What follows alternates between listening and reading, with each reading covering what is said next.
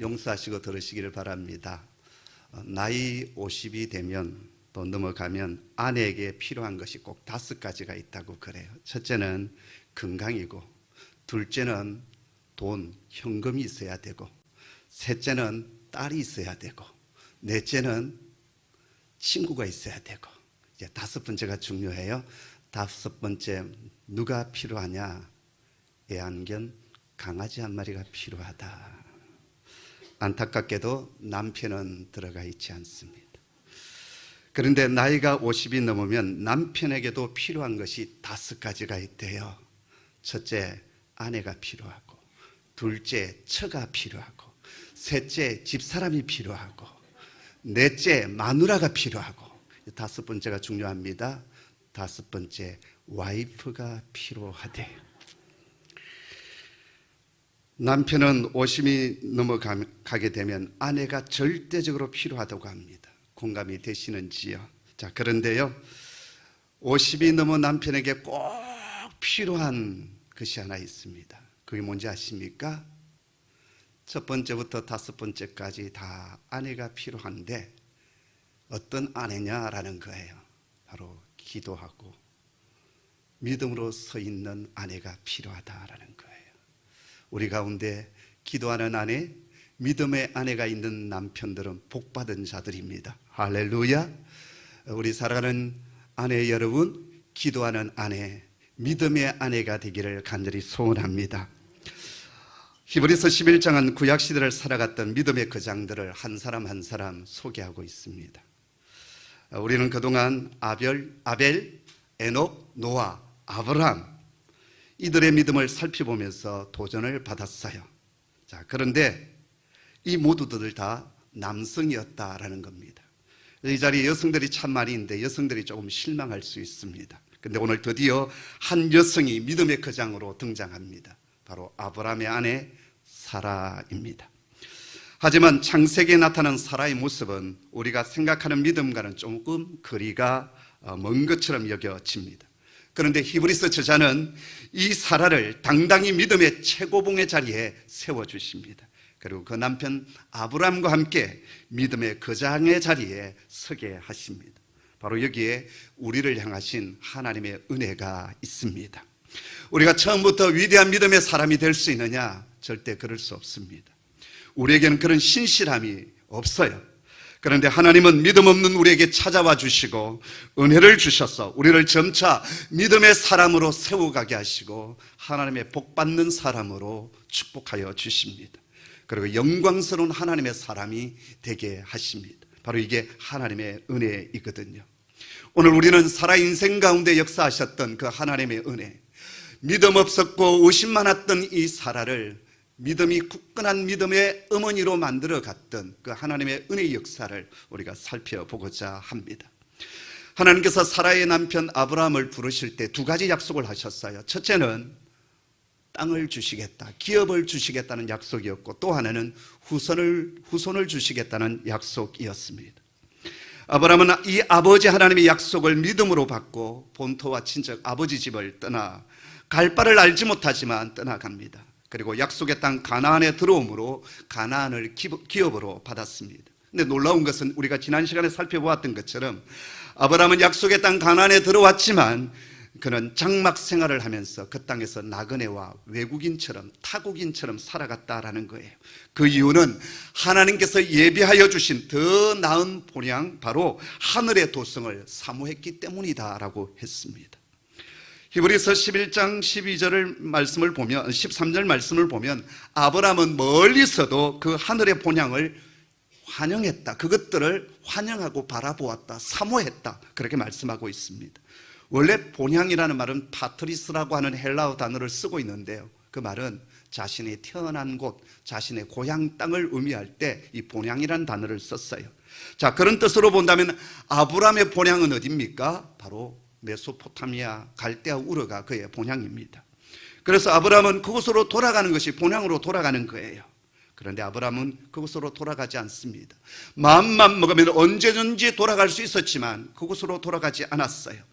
아브라함이 이삭의 아내를 이제 구하게 되었을 때 종을 메소포타미아로 보내지 않습니까? 그럴 때 그 종 엘리에셀에게 다 신신당부를 합니다. 이삭을 그곳으로 데리고 가지 말아라 라고 얘기를 해요. 야곱 또한 형 에서의 그 분노를 피해서 메소포타미아 바단 아람으로 이제 도망을 가지 않습니까? 20년 동안 그곳에서 잘 살고 나중에 거부가 됩니다.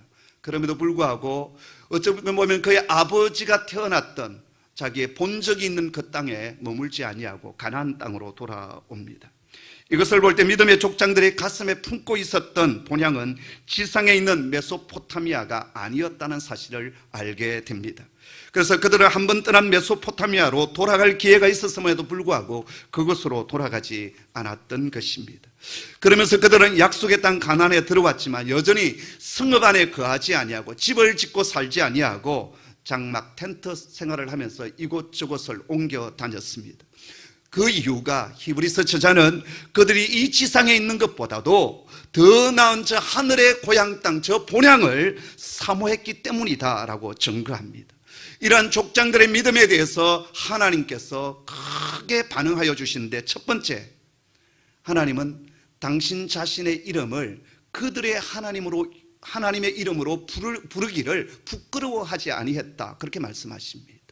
이게 무슨 뜻입니까? 여러분, 창세기에 보면 하나님께서 당신 자신을 말씀하실 때 나는 아브라함의 하나님, 이삭의 하나님, 야곱의 하나님 이렇게 부르고 있습니다. 천지를 지으신 창조주 하나님께서, 그 전능하신 하나님께서 한갓 미물에 불과한 인간의 이름의 하나님으로 불리워지기를 부끄러워하지 아니했다라는 거예요.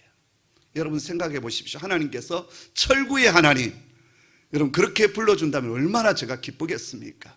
저는 그런 자격이 전혀 없는 제약투성의 사람 아닙니까? 연약한 투성의 사람이에요. 그런데 철구의 하나님 이렇게 부르고 있다라는 것, 그것을 부끄러워하지 않았다라는 거예요.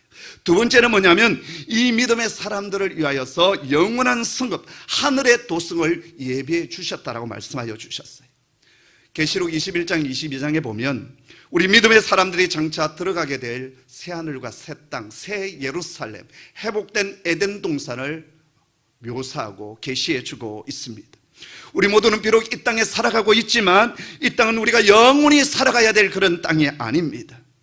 우리가 바라보고 소망하고 우리가 환영하며 사모해야 될 땅은 영원한 하나님의 도성, 바로 저 새하늘과 새 땅입니다. 그렇기 때문에 우리는 이 땅에 참 좋은 것을 누리고 산다 할지라도 나그네와 그리고 타국인처럼 살아가는 것이 마땅합니다. 그리고 저 하나님의 나라가 약속의 땅을 기업으로 주시겠다고 하신 궁극적인 나라임을 우리가 날마다 잊지 말아야 하겠습니다. 그 다음 두 번째, 아브라함에게 주셨던 약속이 바로 후손에 대한 약속이었습니다. 자, 그래서 아브라함은 믿음으로 본토를 떠나서 약속의 땅 가나안으로 들어오지 않습니까? 그런데 문제는 약속의 땅 가나안에 들어온 지 20여 년이 흘러감에도 불구하고 생명의 씨앗이 그 가정에 태어나지 않았다라는 거예요. 아내 사라의 나이도 이미 90이 가까웠고 아브라함의 나이도 100세가 다 되어 갔습니다. 물론 중간에 아브라함이 정말 낙심하고 또 어떤 다른 방법이 없을까 해서 인간적인 방법으로 여종 하갈을 취하여서 이스마엘을 낳았는데 하나님은 그것은 나의 후손이 아니다, 영적인 후손이 아니다 라고 말씀하여 주셨어요. 그런데 하나님께서 그 영적 후손을 주시겠다고 하셨는데도 불구하고 이제 사라는 경수가 다 끊어졌고 아브라함은 생명의 씨앗이 없는 그런 파파 할아버지가 되어버렸습니다. 거의 절망적이지 않습니까? 그런데 그 절망적인 순간에 아버지 하나님께서 아브라함에게 찾아와 주십니다. 그때 아브라함이 있었던 곳은 헤브론 마물의 상수리 숲을 가운데 있었다라고 했어요. 당시 상수리 나무 숲을은요, 기도했던 곳, 단을 쌓고 하나님 앞에 예배를 드렸던 곳으로 알려져 있습니다. 아브라함은 아마도 하나님의 약속을 믿음으로 붙들고 기도하고 있었을 것입니다. 날이 뜨거웠고요, 아브라함은 장막문 앞에 앉아있다가 눈을 들어보았더니 맞은편에 나그네 세 사람이 서 있는 겁니다. 차림새를 보니까는 분명히 지나가는 나그네인 것 같아요. 아브라함은 그들을 보자마자 조금도 지체하지 아니하고 달려나가 몸을 땅에 굽혀서 그들을 집으로 영접합니다. 이건 분명히 일반 손님을 영접하는 것하고는 조금 다른 모습입니다. 당시 유목민들은 나그네를 만나게 되면 그냥 보내지 않습니다. 자신의 장막 안으로 영접을 하고 극진히 대접하는 것이 관습이었어요. 그렇게 하는 이유는 이런 나그네들을 통해서 바깥 세상의 소식을 듣는 겁니다. 이웃나라 정세는 어떻게 되어져 가는지, 어디에 도둑이 출몰하고 있는지, 전쟁은 어느 곳에서 일어나는지, 흉년은 어떤 곳인지, 또 푸른 초원이 있는 곳이 어딘지를 이 나그네들을 통해서 바깥 소식을 듣게 되는 거예요. 뿐만 아닙니다. 자칫 잘못하면 이런 나그네들이 강도로 돌변해서 가진 것을 다 탈취해 갈 수도 있었습니다. 그렇기 때문에 이 나그네들을 함부로 소홀히 여기지 아니했어요. 그러나 그럼에도 불구하고 지금 아브라함이 이 세 사람을 영접하는 모습은 정말 지나칠 정도로 예를 다하고 있습니다. 아브라함이 힘이 없어서 그랬던가? 아니지 않습니까? 그에게는 자신이 훈련하고 기렀던 318명의 정말 용사와 같은 가신들이 있었습니다.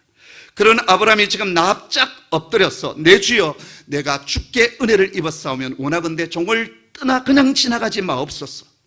그렇게 상수리 나무 그 그늘 아래로 이 세 나그네를 영접합니다. 그리고서는 물을 떠서 발을 씻기고 장막 안으로 들어가 사라에게 가루를 가져와서 빵을 굽도록 합니다. 뿐만 아닙니다. 자기 자신은 직접 가축대에게로 나아가서 가장 기름지고 좋은 송아지를 잡아 하인에게 주어서 요리를 하게 합니다.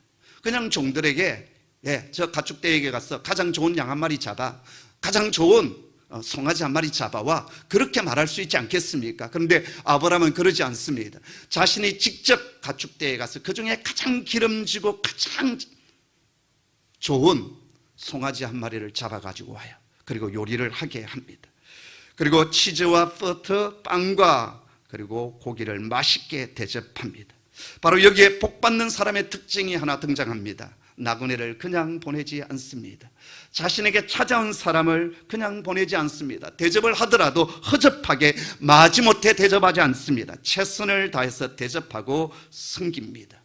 그래서 성경은 부지 중에 아브라함은 천사를 대접하였다, 그렇게 해석하고 있습니다. 아마도 아브라함은 기도하는 가운데 뭔가 느꼈을 것 같습니다. 이분들은 예사분들이 아니구나, 뭔가 있을 것 같다. 아니나 다를까 모든 식사를 다 마친 이 세 사람이 아브라함에게 묻습니다. 내 아내 사라는 어디에 있느냐?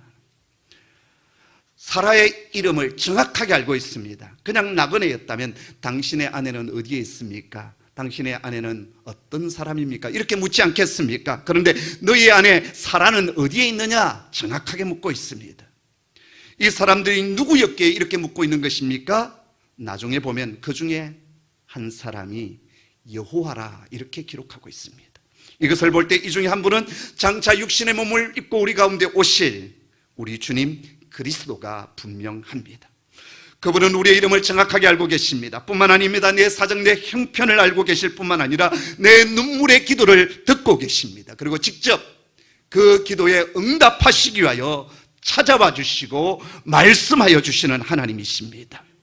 지금 주님께서는 아브라함과 사라의 기도를 응답하시기 위하여 직접 찾아오셨던 것입니다. 그리고 아브라함은 찾아오신 그 주님을 믿음으로 캐치했어요. 기도하는 사람은 캐치할 수 있습니다. 하나님 우리 가운데 응답하시기 찾아오시고 역사하기 위하여 찾아오시는데 우리는 기도하지 않음으로 말미암아 믿음의 눈, 영적인 눈이 감겨져 있어서 찾아오시는 그 하나님의 축복의 기회를 놓칠 때가 참 많이 있습니다. 아브라함은 그러지 않았어요. 하나님께서 주시는 이 영적인 찬스를 그는 캐치했고 붙잡았습니다.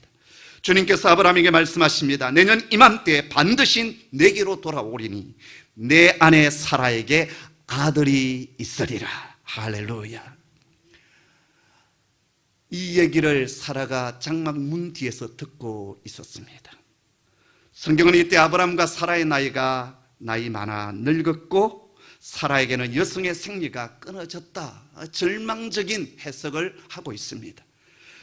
장막 뒤에서 그 말을 듣던 이 사라가 웃기잖아요. 남편 아브라함은 파파 할아버지, 뒤에 보면은 마치 죽은 몸이다 라고 얘기를 했어요. 죽은 사람과 같은 그 아브라함, 자신은 이제 90이 되어서 생리가 다 끊어진 지 오래가 되었습니다. 그런데 내년 이맘때에 아들이 있을 것이다. 정말 웃기지 않습니까? 그래서 손님들이 들을까봐 큰 소리는 웃지 못하고 속으로 웃었는데 그 웃음은 쓴웃음이었고 비웃음이었습니다. 내가 노쇠하였고 내 남편 아브람도 늙었거늘 어찌 내게 그런 일이 있으리요? 말이 되는 소리입니까? 그런 뜻이었어요. 그런데 주님께서는 그 소리를 듣고 계셨어요. 그래 아브라함에게 말씀하십니다.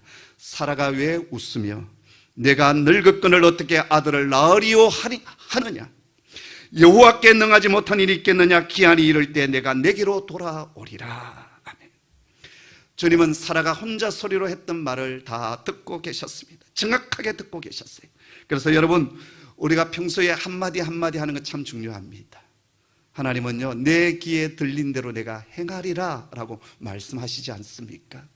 여러분, 상황이 힘들고 어렵고 답답할 때 죽겠다, 안 된다, 나는 포기했다가 아니라 하나님 할 수 있습니다. 나는 할 수 없지만 하나님은 능히 일들을 이룰 줄 믿습니다. 나는 끝까지 하나님을 기대합니다. 하나님을 의지합니다. 하나님을 사모합니다. 이런 고백이 있는 저와 여러분 되기를 간절히 소원합니다. 아멘. 우리 주님은 당신의 말씀을 의심하는 사라에게 믿음의 확신을 심어줍니다. 여호와께 능하지 못한 일이 있겠느냐? 누가복음에 보면 천사들이 마리아에게 찾아와서 수태고지를 하지 않습니까? 그때 마리아가 그 말을 믿을 수가 없는 거죠. 나는 남자를 알지 못하는데 어찌 내게 그런 일이 있으리요? 그때 천사들이 했던 말이 무엇입니까? 대저 하나님의 모든 말씀에는 능하지 못하심이 없느니라. 할렐루야. 하나님의 말씀에는 능치 못한 일이 없습니다. 그러기에 우리의 환경과 여건을 초월하여 일하시는 그 하나님을 믿음으로 굳게 붙잡는 그러한 자세가 우리에게 필요합니다. 여호와께는 능하지 못함이 없다는 그 하나님의 음성을 듣고 사라가 깜짝 놀랍니다. 주님, 내가 웃지 아니했습니다. 그러자 하나님 말씀하십니다. 아니다, 네가 웃었다. 예, 여기 유머 코드가 지금 나오고 있어요. 안 웃었어요. 너 웃었잖아. 그리고는 1년이 지났습니다. 놀랍게도 여호와 하나님께서 말씀하신 대로 아브람과 사라의 가정에 아들이 태어났습니다.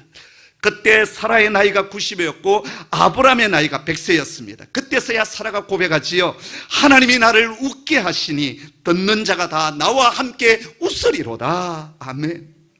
하나님의 말씀을 들었을 때 의심하고 비웃었던 사라에게 하나님은 진짜 참 웃음, 참 기쁨의 웃음을 허락하여 주셨습니다. 아이가 없어서 가슴 아파했던 사라에게 아이를 품에 안게 해 주셨어요. 나이 90 포기하고 절망했던 사라에게 진짜 웃음을 주셨고 그 소식을 듣는 모든 사람들이 함께 기뻐하며 함께 웃었습니다.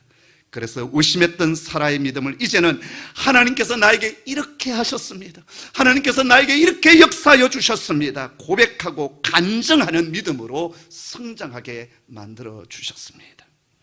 오늘 이 자리에 내 삶이 많이 힘들고 지쳤어, 낙심해서 기도할 소망도 없고 하나님을 바라볼 소망도 없는 그러한 형제 자매들이 있지 않습니까? 오랫동안 그렇게 기도했는데 아무런 응답도 없어서 이제는 포기하고 절망하고 그래서 웃음을 잃어버린 그러한 우리 성도들이 이 자리에 있지 않습니까? 능치 못하심이 없으신 아버지 하나님께서 참 웃음을 주시기를 기도합니다. 하나님께서 진정한 기쁨의 응답을 우리 성도들의 가정, 심령 속에 허락해 주시기를 소원합니다. 죄 대신 화관을 씌워주시고 슬픔 대신 희락의 관을 씌워주시기를 간절히 소원합니다. 뿐만 아니라 여전히 의심투성인 우리의 믿음을 간증이 있고 고백이 있는 믿음으로 성장하는 은혜가 있기를 주님의 이름으로 축복합니다. 자, 이러한 사라를 향하여서 오늘 히브리서 저자는 그의 믿음을 이렇게 증거하고 있습니다. 오늘 히브리서 11장 11절의 말씀인데요, 같이 읽겠습니다. 시작. 믿음으로 사라 자신도 나이가 많아 단산하였으나 잉태할 수 있는 힘을 얻었으니 이는 약속하신 이를 믿으신 줄 알았습니다. 아멘. 하나님께서 아브라함에게 약속하여 주셨을 때, 자녀를 주시겠다고 말씀하여 주셨을 때 사라는 의심의 사람이었어요. 하나님의 약속을 믿지 못했고 그냥 쓴웃음을 지었던 사람입니다. 그렇지만 히브리서 저자는 사라 자신도 마침내는 믿음으로 아들을 낳았다라고 지금 기록하고 있습니다. 우리 번역본에는 잘 나타나고 있지 않는데요, 원문을 보면 마침내라고 하는 단어가 강조되어 있습니다. 우리 번역에는 이게 번역되어 있지 않았어요.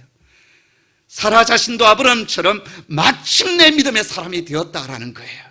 그래서 나이가 많아서 단사한 몸이었지만 마침내 믿음의 사람이 되었고 마침내 잉태할 수 있는 힘을 얻었다는 거예요. 바로 여기에 하나님의 은혜가 있습니다. 우리 대부분은 처음부터 온전한 믿음의 사람이 될 수는 없습니다. 그러나 하나님은 신실하시기에 당신의 약속을 성취하기 위하여 끊임없이 우리에게 찾아와 주시고 우리를 믿음의 사람으로 만들어서 우리를 복받는 하나님의 사람 되게 하십니다. 사라는 처음부터 그렇게 큰 믿음의 사람이 아니었어요. 그러나 하나님의 은혜 안에서 그의 믿음은 자라났습니다. 어디까지 자라났는가? 약속하신 일을 미쁘신 줄 아는 믿음까지 자라갔습니다. 하나님은 우리에게 약속하여 주신 분이시고 그 약속을 신실하게 지키시는 분이시다.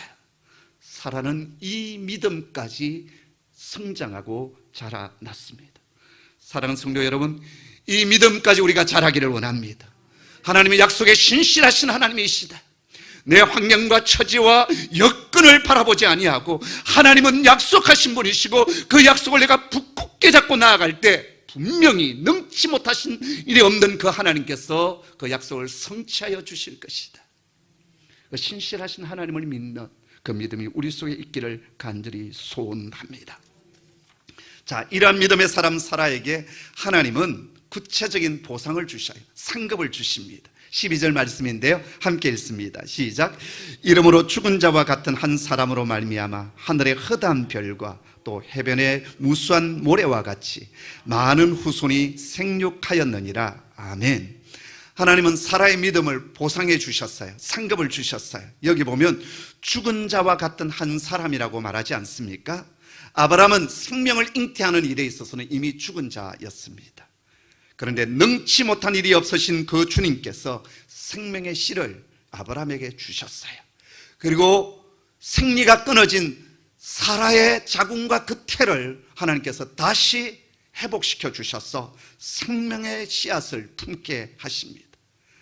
없는 것을 있게 하시는 하나님께서 약속하신 그대로 죽은 자와 같은 그 한 사람에게서 하늘의 별들과 같이 저 바닷가의 모래알처럼 수많은 후손들이 태어나고 자라게 하셨습니다. 엄청난 믿음의 상급이 아브라함과 사라에게 주어졌어요.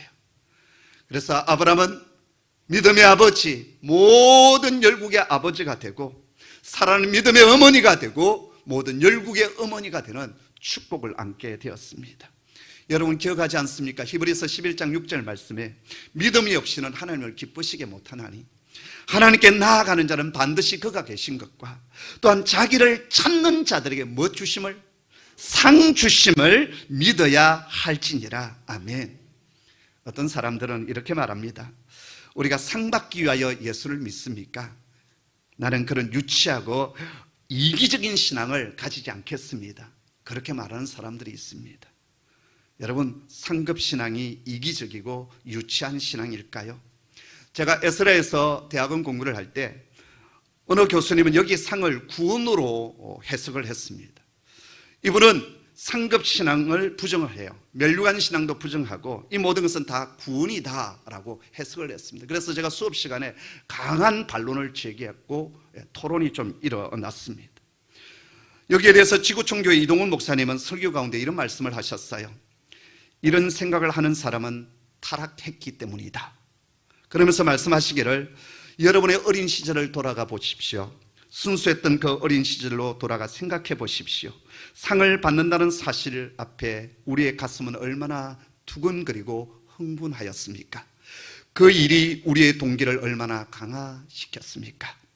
아버지가 주시는 상 때문에 우리는 얼마나 열심히 공부하였습니까? 그 삶은 우리를 순수한 감동과 아름다움으로 가득 채웠었습니다. 그런데 지금은 상 준다고 하여도 감동하지 않습니다. 그것은 철저하게 우리가 타락한 증거입니다. 그렇습니다. 바울은 이 상을 기대하며 순교의 길을 걸어갔습니다.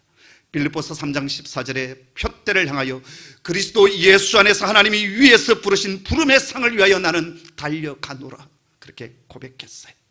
로마 감옥 안에서 천국의 소망을 잃지 않았던 노사도 바울은 나는 하나님이 나를 위해서 부르신 그 부름의 상을 위하여, 그 영광스러운 상급을 위하여 믿음으로 달려가노라 했어요. 물론 우리의 신앙이 상급만을 위하여서 믿음 생활한다면 이기적일 수 있습니다. 그러나 하나님은 우리의 믿음을 격려하고 우리의 믿음의 성장을 위하여서 이 땅에서도, 그리고 영원한 하나님의 나라에서도 면류관을 주시겠다, 상급을 주시겠다 말씀하여 주십니다. 살아난 믿음에 대한 영광스러운 보상으로 마침내 열국의 의미가 되었습니다. 뿐만 아닙니다. 그녀의 후손 가운데 우리 구주 예수 그리스도가 탄생하십니다. 예수님을 탄생시킨 메시아의 족보에 들어가는 자랑스러운 어머니, 이것이 이것이 사라에 대한 하나님의 상급이었고 보상이었습니다. 약속이 성취되고 고대했던 상급이 주어질 때 누가 제일 감격하는 줄 아십니까? 하나님의 약속이 역사와 계획을 통해 성취될 때 제일 감격하는 사람은 그 약속을 고대하고 기다린 사람입니다. 구약 성경을 보면 메시아가 오신다는 약속이 수없이 증거되어 있습니다. 드디어 그 메시아가 이 땅에 오셨어요. 그때 누가 제일 흥분했습니까? 그 약속을 믿고 기다렸던 사람이었습니다. 별을 보고 저 멀리 동방에서부터 찾아왔던 동방 박사들이 기뻐했고 흥분했습니다.